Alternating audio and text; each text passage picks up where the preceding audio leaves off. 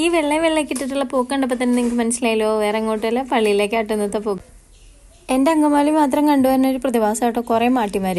ഈ മാട്ടിമാരൊക്കെ തിരിച്ചറിയണമെങ്കിലേ അവർക്കൊക്കെ ഓരോ ഇരട്ടപ്പേരുകളുണ്ട്.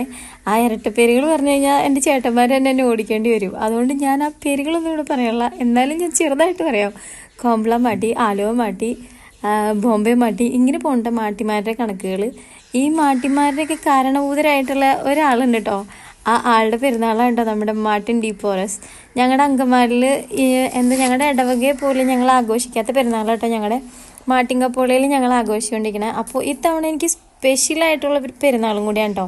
കുറേ നാൾക്ക് ശേഷം ഞാൻ എൻ്റെ ഫാമിലിയും എൻ്റെ മക്കളൊക്കെ ആയിട്ട് അടിച്ച് പൊളിച്ച് ഒരു പെരുന്നാൾ ആഘോഷിക്കണം എന്ന് കരുതിയിരുന്നിട്ട് ആദ്യമായിട്ടോ എനിക്ക് വളരെയധികം ഞാൻ ഹാപ്പി ആയിട്ട് അടിച്ച് പൊളിച്ച് പെരുന്നാൾ കൂടിയത്.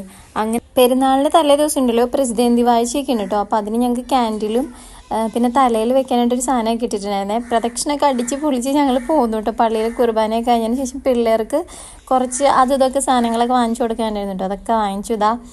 ഇതെൻ്റെ ചേച്ചിയുടെ മോളും അതെൻ്റെ ചേട്ടൻ്റെ മോളും കേട്ടോ. നിങ്ങളുടെ വീട്ടിൽ ആരുടെ വീട്ടിലെങ്കിലും ഇതുപോലെ ഒരു പ്രതിഭാസം ഉണ്ടോ എന്ന് എനിക്കറിയില്ല കേട്ടോ. എപ്പോൾ നോക്കിയാലും അത് എന്തെങ്കിലും പരിപാടികളൊക്കെ വന്നു കഴിഞ്ഞപ്പോൾ വീട്ടിൽ ഈ തുള്ളിക്കളി. എൻ്റെ വീട്ടിലാണെങ്കിലും ശരി, ഇജൻ്റെ വീട്ടിലാണെങ്കിലും ശരി, ഒക്കെ കണക്കാട്ടോ.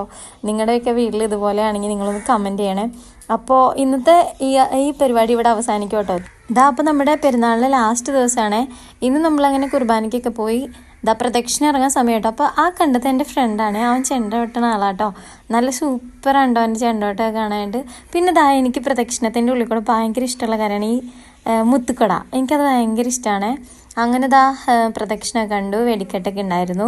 ഇതിൻ്റെയൊക്കെ ഉള്ളിലുണ്ടല്ലോ പ്രദക്ഷിണത്തിന് പോണവർക്ക് മാത്രം കുറച്ച് കേക്കും കുറച്ച് ഫ്രൂട്ട്സും ജ്യൂസും ഐസ്ക്രീമും ഒക്കെ കിട്ടും കേട്ടോ. പ്രദക്ഷിണത്തിന് വരാത്ത ആൾക്കാർക്ക് ഇതൊന്നും ഇല്ല കേട്ടോ.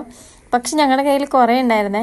അപ്പനും അമ്മയും ഇച്ഛനും ഇതൊന്നും കഴിക്കില്ലാത്തതുകൊണ്ട് ഞങ്ങൾ രക്ഷപ്പെട്ടു. അപ്പോൾ ഓക്കെ, ബൈ. പുണ്യാളനെ എല്ലാവരും അനുഗ്രഹിക്കട്ടെ.